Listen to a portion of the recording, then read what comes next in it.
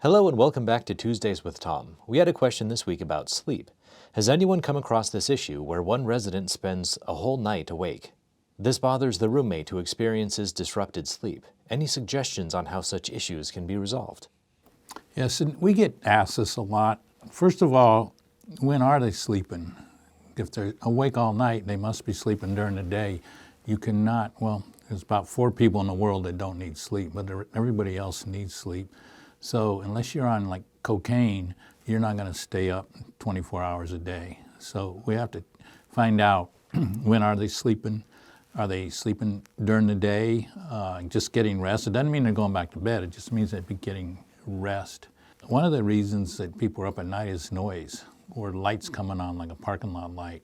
When I'm talking about noise, just noise that's, maybe it's a barking dog from the neighbor. An AC unit or heater, maybe noise is coming on. The knock shift, if they're awake, talking, they may be waking up the resident. It may be the roommate itself that's complaining they're not getting to sleep. Maybe the roommate snores and it's waking up the resident. So we got to figure out what's causing them to be awake at night. And we got to make sure they're active during the day, because if they don't have anything to do during the day, they're not getting any exercise, they're just in a chair, they're getting rest. Okay, so we need to find out what they're doing during the day, and then hopefully we can get them active so they'll sleep at night. But the biggest reason though, number one reason, is the medications, where the medications cause them to get rest during the day. So we want to look at the side effects of the meds. It may be side effect is drowsiness or sedation, and if we're giving those meds to them in the morning, they're going to get their rest during the day, so they don't need it at night. So we want to change that, give them those meds at night, and it'll help them get sleep.